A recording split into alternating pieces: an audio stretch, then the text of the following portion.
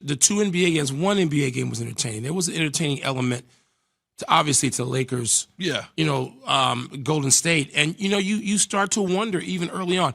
The one thing I'm looking forward to more than anything else about this NBA season is there have never been this many good teams in the league at one time. Will you disagree with me, Jay? No, we're on the same page. I mean, you're talking, okay, so not all the teams can win or get to the conference finals. No, but you got about 12 teams. I was going to say about half the NBA, right? Yes, key. Yeah. And you got 20, there are 20 teams I want to see.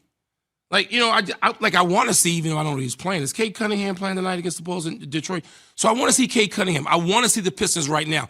I know that's going to drop off as we get closer to Christmas and then beyond. But right now, to start this season, I've never felt I wanted to see this many teams. And therefore, you can't have easy wins. If you were teams like Brooklyn and the Lakers, as good as they are and the favorites they should be, you can't just roll into Washington and Chicago and think, this is what we do. We come in here and win. No. Those teams have aspirations. They have rosters. They have expectations. And they got legit players, all-stars in some of those situations. So you can't just get off to a slow start. Say if you're the Lakers and you play 11 of your first 14 at home, I know you have to build, and that's the only way great teams get there is to build. But you need to get there relatively soon. I don't believe seeding doesn't matter. I don't believe that teams can just go in and give away home court advantage. So it's going to be an interesting start to this. And the play-in also gives teams some urgency. They don't want to be in a play-in. You see how they objected to it? Mike, I want to present something to you that Tim Legler said earlier on our show about Russell Westbrook and the Lakers. Obviously, them finding continuity and Russell buying into being that third superstar on the team, which he can't be ball dominant, backdoor cutting, moving without the ball, doing all the dirty work, which he's never had to do in his career. Can he do that? And also, Tim Legler said, does it make sense to bring him off the bench because of the energy pack that he brings to them offensively? I mean, there's something to be said. You need to talk to Russ. This needs to be a shared decision. I think it could. Look, the NBA season is long. You can try a lot of things. You've been part of situations where a coach, a GM, or even a player, they were on the same page, and then you said, no, this is not going to work. I would try it. Russ needs to be the focal point, Key. He needs to be the focal point. He's never not been. But that's going to be hard for that. No, you know him personally. I know him personally. It's going to be hard, man. I agree. 13 years of doing it a certain way. Yes. And you're telling me when I'm not at the end of my career, I'm still basically in the prime of my career. I just happen to move around 4 different teams. Triple-double last year. So you getting ready to ask me, you getting ready to try to sell me on coming off the bench because it's my unit? Can't sell it. Can't sell it, but you can go to him. Here's what I think has to happen. But you haven't won a championship yet. No, I get it. I hear you, but my whole thing is, right. what are you willing to do on a championship team that has the caliber of talent? If AD plays like a top 5 player this year and you have LeBron James, I love Russ, but what can Russ do to be additive to the team? It's got to be his idea. And you guys know you've been in the locker rooms all your lives. You got to make it his idea. You got to make it his idea. It's got to be. But he ain't going to never come up with that, though, Wilbon. You know that. Even though Jay said he ain't going to win a championship, the idea is, hey, I don't mind coming off the bench if it's going to help. But he ain't going to never come up with that. LeBron ain't going to never bring it to him. AD ain't never going to bring it to him. I agree with the second part of that. He ain't going to never bring it to him. You got to hope he does. I'm looking at this okay, so if somebody told you. And we only talking about one game. One game. Right? And we think about it. To me, I dismiss the result. I'm looking at just process and sort of characteristics. But if somebody tells you that LeBron and AD are going to score, 67 points? Yeah. Play a home game, and that Steph Curry is going to go 2 for 9 from 3, is that what he was? Yep. And that the Lakers are going to lose, and it's sort of a comfortable, not nail-biting ending. I'm not looking at the result doesn't matter as much. Dwight Howard with AD, LeBron, and Westbrook, no one of anyone I just mentioned shoots the ball over average for their position. And at the 4, AD probably doesn't even shoot it average. If you call him a 5, he probably does. Dwight does only in the paint. LeBron's not a pure shooter. He shoots it well enough as a 3 or a 4. Westbrook doesn't shoot it well enough. And so you're starting Wayne Ellington, I guess, and that's your best shooter on the floor. There's not, they're going to be vicious to the rest of the league. But when you match up against the Nets team with Kyrie, Harden, Harris, Blake, and KD, of course they're not worried about Blake. If he's the number 1 or 2 option, he's your 4th option.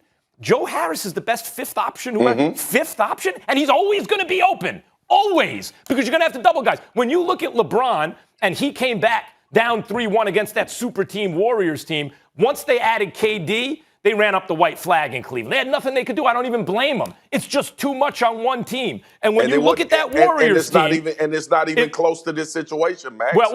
He has, instead of Kevin Love, he has Westbrook as his number 3. That's a big thing. What I'm saying is this Nets team, when healthy, has more offensive firepower than that Warriors team that LeBron didn't have a shot against.